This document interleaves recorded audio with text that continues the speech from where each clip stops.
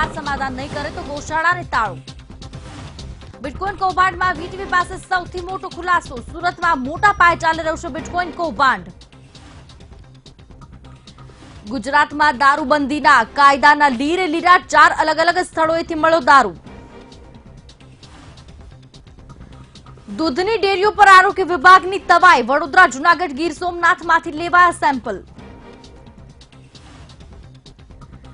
બનાસકાંઠામાં ડીસા પાલનપુર હાઈવે નજીક hit and run. Road cross કરતા યુવકને કારે લીધો અડફેટે। યુવકનું મોત। ભરૂચ હાઈવે પર મહિલા બની રણચંડી। કારને ટ્રકે અડફેટે લેતા ટ્રક ડ્રાઈવરને મેથી પાક ચખાડ્યો। રાજકોટની બીટી સવાણી કિડની હોસ્પિટલ વિવાદમાં 175 દર્દીઓને ચેપી લોહી ચડાવતા અન્ય રોગનો બન્યા ભોગ।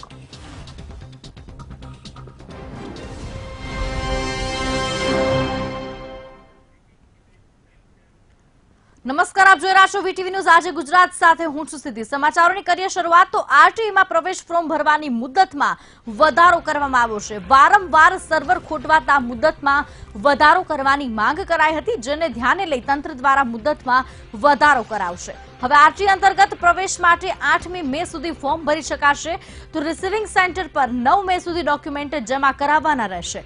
આ પહેલા ફોર્મ ભરવાની છેલ્લી મુદત 5 મે સુધીની હતી, તેમાં 3 દિવસનો વધારો કરાવશે।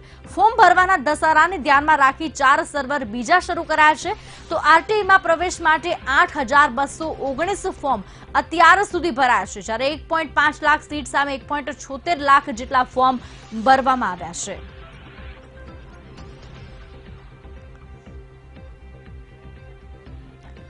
તો પ્રવેશ ફોર્મ ભરવાને લઈ RTE right to education act હેઠળ પ્રવેશ ફોર્મ ભરવાની જે મુદત હતી, જેને લંબાવવા માટે માંગણી કરવામાં આવી છે। ફોન લાઈન પર જયંતિ જોડાયા છે। જયંતિ, આરટીઈના ફોર્મ ભરવાની મુદતમાં વધારો કરવામાં આવ્યો છે, છેલ્લી તારીખ શું છે અને અત્યાર સુધી કેટલા ફોર્મ લેવાયા છે? ચોક્કસ જણાવી દઉં કે જે આરટીઈની ફોર્મ ભરવાની પ્રક્રિયા હતી આજે રાત્રે 12 વાગે ખતમ થવાની હતી, પણ સર્વરની ખામીના લીધે વારંવાર જે વાલીઓ છે હેરાન થતા હતા। આજે 4 સર્વર ઉભા કરવામાં આવ્યા, છતાં પણ ખામી હોવાના લીધે અને વાલીઓની એક રજૂઆત હતી કે આ ખામીઓના લીધે મુદત વધારવામાં આવે, એના લીધે સરકારે તંત્રએ આજે ફરીથી એક નવું વાલી તરફી પગલું ભર્યું છે અને 8 મે સુધીની આ જે તારીખો છે એ કરવામાં આવી છે। અત્યાર સુધી જે ફોર્મ ભરવામાં આવે છે 1,76,000 જેટલા ફોર્મ આજે ભરાયા છે, એમાં આજ સુધી ભરાયા છે, એમાં આજે 8,219 જેટલા એક જ દિવસમાં ફોર્મ ભરાવાનો એક રેકોર્ડ છે અને કદાચ આ જોતા જ સરકારે નવો એક નિયમ કર્યો અને 3 દિવસ વધારી આપ્યા છે। બિલકુલ, આભાર સમગ્ર માહિતી બદલ।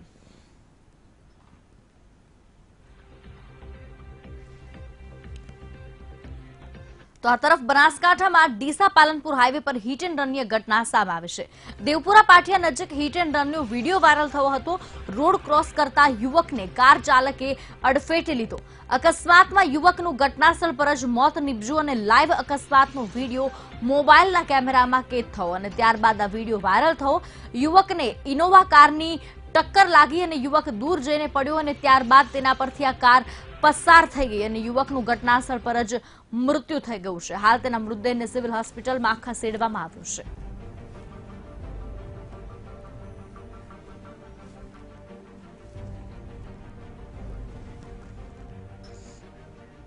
તો આ તરફ ભરૂચ હાઈવે પર એક મહિલાએ ટ્રક ડ્રાઈવરને માર માર્યાની ઘટના સામે આવી છે। ટ્રક ડ્રાઈવરે મહિલાની કારને અડફેટે લીધી, જે બાદ મહિલાએ રસ્તા વચ્ચે જ ટ્રક ડ્રાઈવરને લાકડી વડે ફટકાર્યો। આ ઘટના મોબાઈલના કેમેરામાં કેદ થઈ છે, જેમાં જોઈ શકાય છે કે મહિલા કઈ રીતે ટ્રક ડ્રાઈવર પર રોષ ઠાલવી રહી છે। હવે આ વિડીયો સોશિયલ મીડિયામાં વાયરલ થયો છે, જેમાં એક મહિલા ગુસ્સે ભરાય છે, ક્રોધે ભરાય છે અને ગાડીને અડફેટે લેતા ટ્રક ડ્રાઈવરને લાકડી વડે માર મારે છે। રણચંડી બની છે આ મહિલા। આપ જોઈ શકો છો દ્રશ્યોમાં કે ટ્રકની અંદર ઘૂસી જાય છે અને ત્યારબાદ તે ડ્રાઈવરને પર માર મારે છે।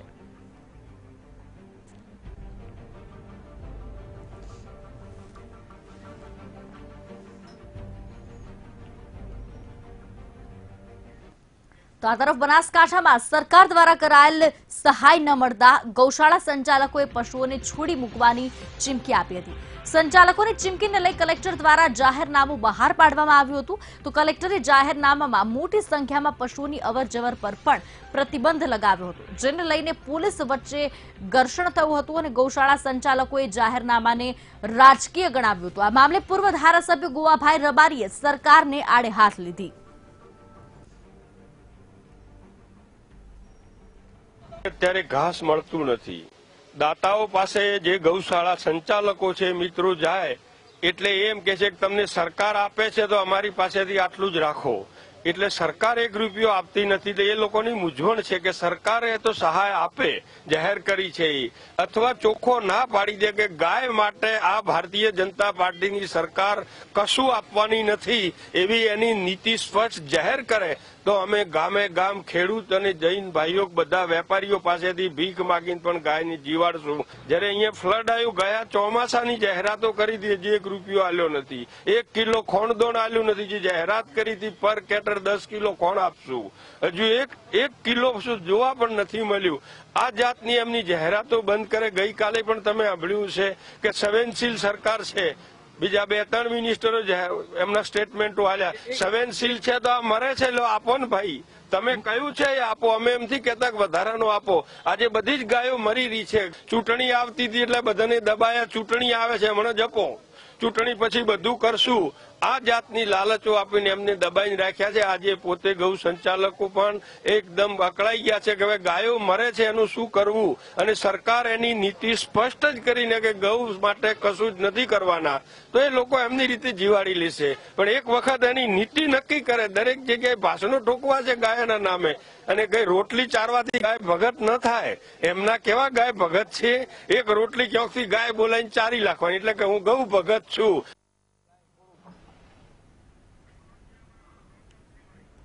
ફોનલાઈન પર સંવાદદાતા ગૌતમ શ્રીમાળી જોડાયા છે. ગૌતમ, ગૌશાળાના સંચાલકોનો રોષ ફરી એક વખત ઉમટ્યો છે. શું માંગણીઓ છે સંચાલકોની?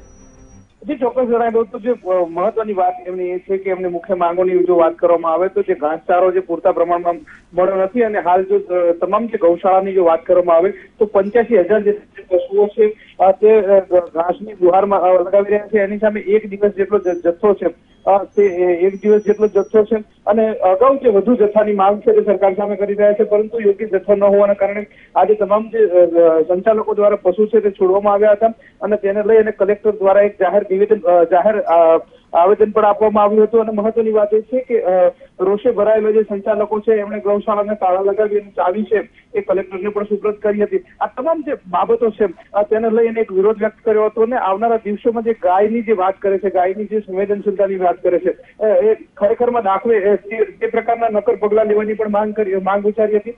અને તમામ પ્રશ્ન છે જે સંચાલકો દ્વારા છે એ સામે આવ્યા હતા અને તમામ રજૂઆત પણ કરવામાં આવી હતી. બિલકુલ ગૌતમ, ધન્યવાદ સમગ્ર માહિતી બદલ.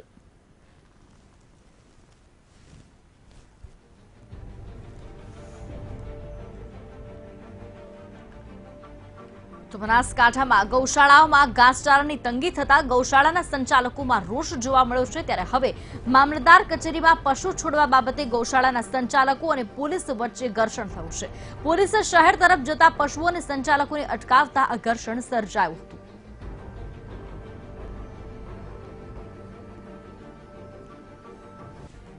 સરકાર તરફથી, તંત્ર તરફથી પોલીસને ગોઠવી દેવામાં આવી છે અને અમને આગળ ન વધીએ એના માટે સ્પષ્ટ એમની નીતિ છે અને અમને બેવકૂફ બનાવવાની જ આ કોશિશ છે.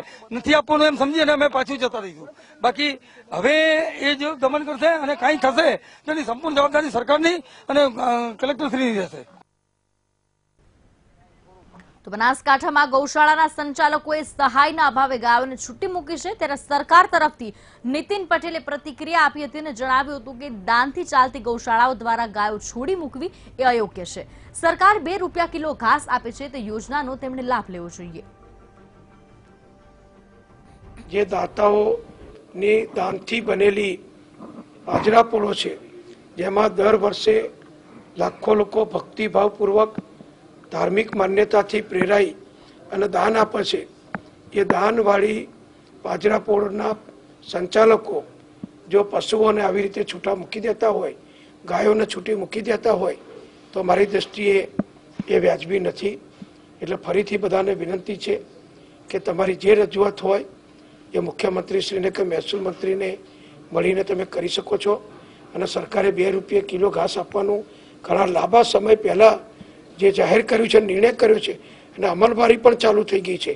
એ યોજનાનો તમે લાભ લો અને પશુઓ ઉપર, ગાયો ઉપર તમે માનવતાથી અને જીવદયા પ્રત્યે પ્રેમથી એમની સેવા કરો અને એમને કોઈ તકલીફ ના થાય એવું ના કરો એવી મારી અપેક્ષા છે. આગળ વાત કરીએ તો બિટકોઇન કૌભાંડમાં વીટીવીએ મોટો ખુલાસો કર્યો છે. સૂત્રો દ્વારા મળતી માહિતી મુજબ સુરતમાં ગેરકાયદેસર ચાલતા બિટકોઇનના વ્યવહારમાં તવાઈ આવશે. તપાસ એજન્સીઓએ બિટકોઇનમાં ખાનગી રાહે તપાસ શરૂ કરી છે, તો ઈડી, સીઆઈડી અને સીઆઈડી ક્રાઇમે ખાનગી તપાસ શરૂ કરી છે. અંદાજે 10,000 કરોડથી વધારાનો સુરતમાં બિટકોઇનનો વ્યવહાર થયો હોવાનું સામે આવ્યું છે. ત્યારે સીઆઈડી, ઈડીની ખાનગી તપાસથી સુરતમાં બિટકોઇન જગતમાં ફફડાટ ફેલાવશે. બિલ્ડરો અને હીરા વેપારીઓ બિટકોઇનમાં કરોડોનો વ્યવહાર કરી રહ્યા છે, તો સુરતમાં બ્લેક મનીનું કામ બિટકોઇન અને ક્રિપ્ટોકરન્સીએ લીધું છે. બિટકોઇનથી સુરતમાં હવાલાના કરોડો રૂપિયાનું ટ્રાન્ઝેક્શન થઈ રહ્યું છે અને ઇન્ડોનેશિયા અને તાઇવાન સુરતના બિટકોઇનના કેન્દ્ર બનાશે. મોટા સુરતી વેપારીઓની તાઇવાન, ઇન્ડોનેશિયાની મુલાકાત વધી છે. ત્યાં જઈ તેઓ બિટકોઇનને કેશમાં ટ્રાન્સફર કરી રહ્યા છે. તો સુરતમાં બિટકોઇનમાં 100 થી વધારે એજન્ટો પણ અત્યારે કામ કરે છે. તો મોટા નેતાઓ અને બિલ્ડરો પણ આ એજન્ટોના સંપર્કમાં છે, જેમાં નાના રોકાણકારોના પણ કરોડોના નાણાં બિટકોઇનમાં રોકાઈ ગયા છે. તો વીટીવી એક્સપોઝ કર્યું હતું કે સુરતમાં બિટકોઇનનું નેટવર્ક ચાલી રહ્યું છે અને બિટકોઇન ડેવલપર સતીશ કુંભાણીના ધંધાનો પણ પર્દાફાશ કર્યો હતો. સતીશ કુંભાણી સુરત છોડી હાલ વિદેશમાં રફુચક્કર થઈ ગયું છે. તો સતીશ કુંભાણી વિદેશમાં લક્ઝુરિયસ લાઇફસ્ટાઇલ જીવી રહ્યો છે. એજન્ટ દિવ્યેશ દરજી, જિગ્નેશ ચોકસી પણ દેશની બહાર છે. તો આઈટી અને સીબીઆઈ પાસે દિવ્યેશ, જિગ્નેશ સહિતના એજન્ટોનું પણ લિસ્ટ છે, જેના આધારે આગામી સમયમાં સમગ્ર તપાસ હાથ ધરવામાં આવશે અને જે એજન્ટો છે તેમના પર સકંજો કસવામાં આવશે.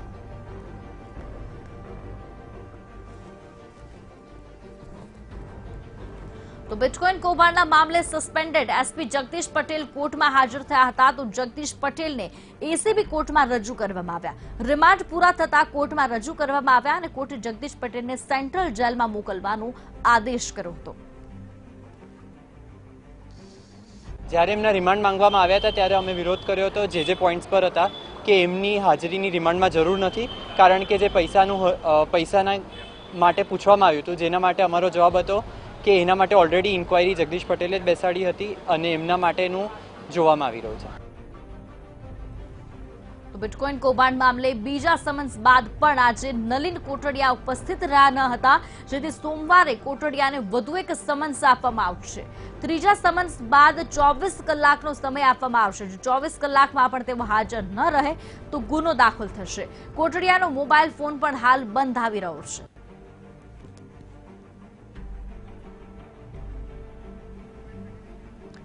તો નલિન કોટડિયા કે જે પૂર્વ ધારાસભ્ય છે, તેમનું દારીના પૂર્વ ધારાસભ્યનું બિટકોઇનમાં સંડોવણી બહાર આવી હતી. ત્યારબાદ 2 સમન્સ તેમને પાઠવવામાં આવ્યા છે, પરંતુ તેઓ ઉપસ્થિત થયા નથી.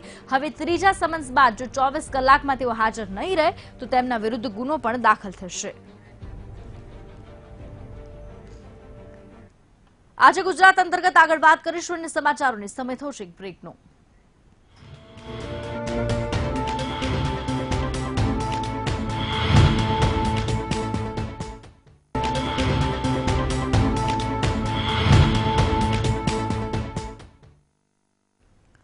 Welcome back. ગુજરાતમાં ફરી એકવાર દારૂબંધીનો કાયદો માત્ર કાગળ પર હોય તેવું સાબિત થયું છે. રાજ્યમાંથી ગણતરીના કલાકોમાં જ 4 સ્થળેથી મોટા પ્રમાણમાં દારૂ મળી આવ્યો છે. વલસાડમાં ધરમપુર ચોકડી પાસેથી વિદેશી દારૂ સાથે 3 શખ્સો એક કાર સાથે ઝડપાશે. તો અરવલ્લી જિલ્લામાં શામળાજી પાસે 30 લાખ રૂપિયાના દારૂ ભરેલ કન્ટેનર સાથે એક આરોપી ઝડપાયો છે.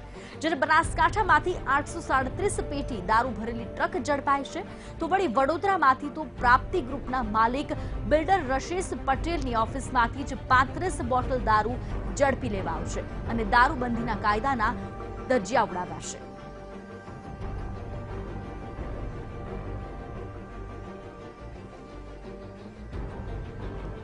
તો આ તરફ અમદાવાદમાં બીજા દિવસે પણ બુટલેગરોની મિલકત પર દબાણ કામગીરી હાથ ધરાઈ છે.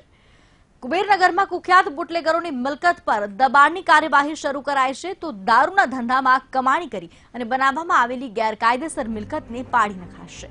હાલમાં સુનીતા છારા નામની બુટલેગર હતી જેમની મિલકત તોડવાની કામગીરી શરૂ કરાઈ છે। સુનીતા છારા વિરુદ્ધ પ્રોહિબિશનના 18 ગુનાઓ છે તો કુખ્યાત બુટલેગરોની મિલકત તોડવા માટે 1 ડીસીપી, 2 એસીપી, 200 પોલીસ કર્મીઓ અને એસઆરપીની ટીમ જોડાઈ છે।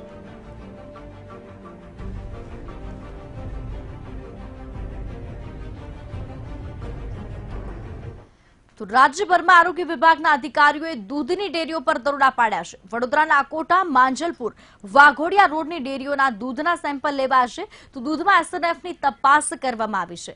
તો બીજી તરફ જૂનાગઢના બામણસાની દૂધ સહકારી મંડળીની ડેરી પર ચેકિંગ હાથ ધરવામાં આવ્યું અને ડેરી પરથી દૂધના નમૂના પણ લેવાયા હતા। સાથે જ ગીર સોમનાથમાં તાલાલામાં ડેરી પર દૂધના સેમ્પલ લેવાયા અને દૂધના વેપારીઓ, ડેરીના સંચાલકોને ત્યાં પણ ચેકિંગ હાથ ધરાયું। ત્યારે હવે દૂધના નમૂનાઓને તપાસ માટે મોકલવામાં આવશે।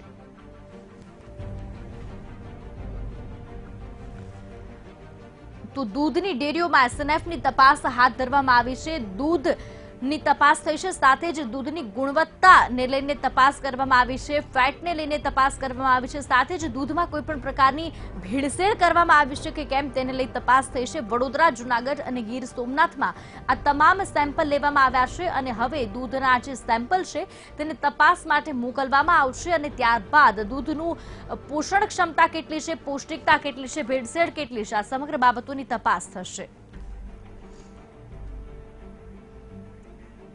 તો આ તરફ food and drug commissioner HG કોશિયાએ નિવેદન આપ્યું છે, જ્યાં કોશિયાએ કહ્યું છે કે રાજ્ય સરકાર શુદ્ધ ખોરાક માટે કટિબદ્ધ છે। ગત માસમાં આરોગ્ય મંત્રીની સૂચનાથી તપાસ કરી હતી અને ગત માસમાં 269 નમૂનામાંથી 41 નમૂના ફેલ થયા હતા અને 5 નમૂનામાં પમ ઓઇલ ઉમેરવામાં આવ્યું હતું। રાજ્ય સરકાર એક લોકોને શુદ્ધ ખોરાક મળે એના માટે કટિબદ્ધ છે અને ખાસ કરીને જે દૂધ છે, દૂધ લોકોને સલામત મળે એના માટે પણ કટિબદ્ધ છે।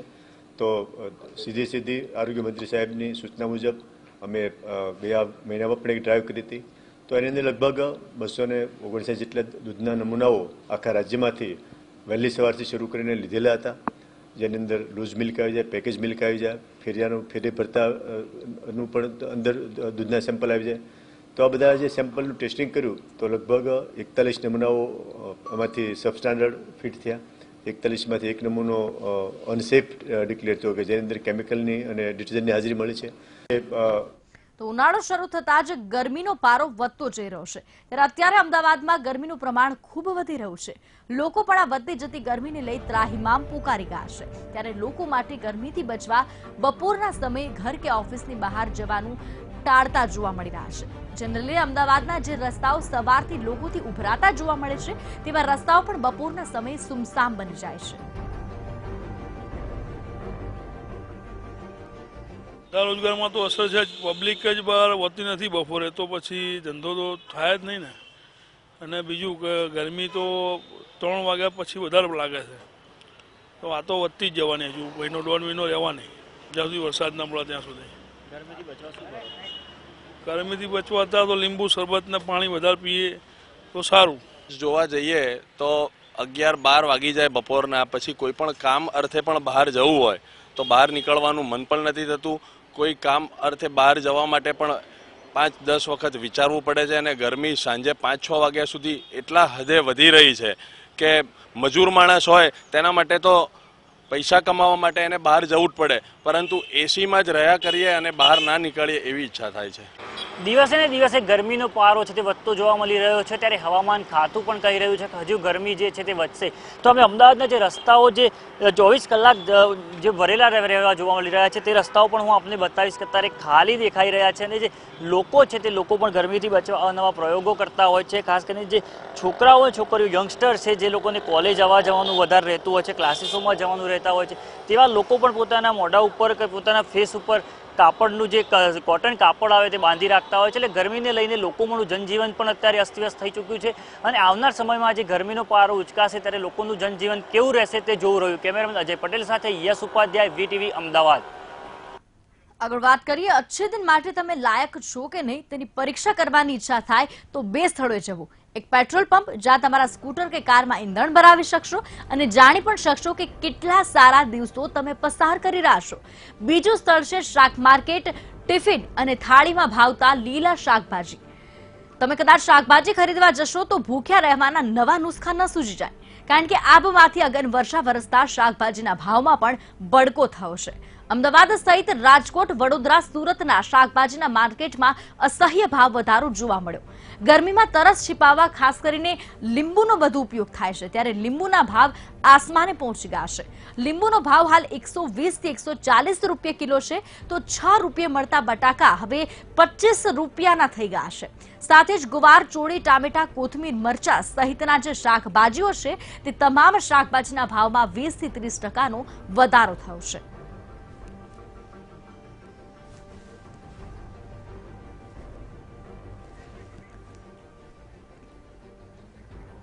તો આ તરફ રાજકોટની બીટી સવાણી કિડની હોસ્પિટલ વિવાદમાં આવી છે. 175 દર્દીઓને બ્લડમાંથી થતી HCV વાયરસની અસર થતા તંત્ર દોડતું થયું છે.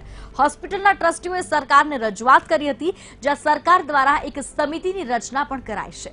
આ સમિતિ સમગ્ર મામલે તપાસ કરશે. તો બીટી સવાણી હોસ્પિટલના ચેરમેન વિવેક જોશીએ જણાવ્યું છે કે છેલ્લા 15 વર્ષથી હોસ્પિટલમાં ડાયાલિસિસ કરવામાં આવે છે, જે સરકારની ધારાધોરણ મુજબ એક જ મશીનથી 6 વખત ડાયાલિસિસની સારવાર કરાય છે. તો સાથે જ એક પણ દર્દીને અત્યાર સુધીમાં કમળો થયો નથી, પરંતુ HCV વાયરસની અસર છે, માટે કમળો પણ થઈ શકે છે. તો હોસ્પિટલ ફરી એક વખત વિવાદમાં આવી છે. બીટી સવાણી હોસ્પિટલ કે જ્યાં કિડનીને લગતા રોગ અને કિડનીને લગતી સારવાર કરવામાં આવે છે, તે હોસ્પિટલમાં દર્દીઓને બ્લડથી ચેપ લાગતા આ સમગ્ર મામલો ઉચકાયો છે. બુલેટિનમાં આગળ વાત કરીશું અને સમાચારોની સમય થયો છે વધુ એક બ્રેકનો.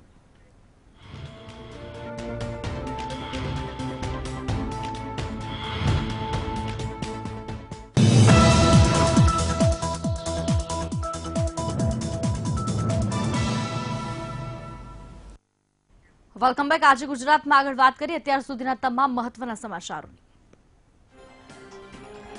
બનાસકાંઠામાં ઘાસચારાના મામલો બીચક્યો. સરકારે સહાય ન આપતા લોકો રસ્તા પર ઉતર્યા. ઘાસચારાના ફંડ માટે ગૌરક્ષકોએ અપનાવ્યો નવો માર્ગ. લોકો પાસે ભીખ માંગીને રકમ એકઠી કરી. બનાસકાંઠામાં ગૌશાળાના સંચાલકોને પોલીસ વચ્ચે સર્જાયું ઘર્ષણ. શહેર તરફ જતા પશુઓને ગૌ સંચાલકોને પોલીસે અટકાવતા મામલો બીચક્યો. બનાસકાંઠામાં જિલ્લા કલેક્ટરે બહાર પાડ્યું જાહેરનામું. જાહેર માર્ગો પર મોટી સંખ્યામાં પશુઓની અવરજવર પર પ્રતિબંધ. જાહેરનામાના ભંગ બદલ અટકાયત સહિતની કાર્યવાહી થઈ શકે છે.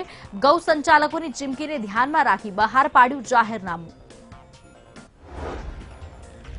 વડોદરામાં આરોગ્ય વિભાગના દરોડા. કમિશનરના આદેશ બાદ શહેરની જુદી જુદી ડેરીમાંથી લેવામાં આવ્યા સેમ્પલ. અકોટા, માંજલપુર, વાઘોડિયા રોડ વિસ્તારની ડેરીઓમાં હાથ ધર્યું ચેકિંગ. દૂધમાં ભેળસેળ અંગે ધરાઈ તપાસ.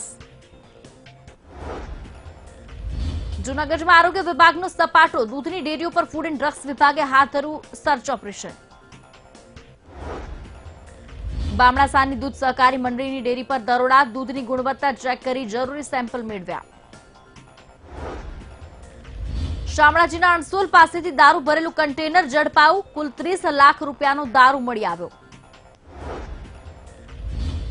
દારૂ સહિત કુલ 44 લાખનો મુદ્દામાલ જપ્ત કરી પોલીસે એક શખ્સની કરી ધરપકડ.